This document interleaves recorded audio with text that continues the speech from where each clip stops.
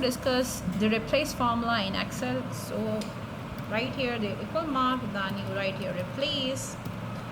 So given the value, replace mean that you are want to find a text string, the specific string. So let's begin. All text where you want to find the value, then start number where you want to replace. So I just write here 5. How many numbers they are? 1 2 3 4 5 6 7 8 9. So replace here what you are going to change. I just write here the wise, data wise, and then enter.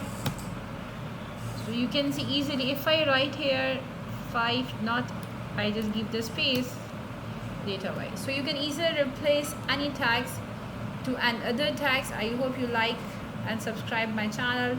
Allah Hafiz.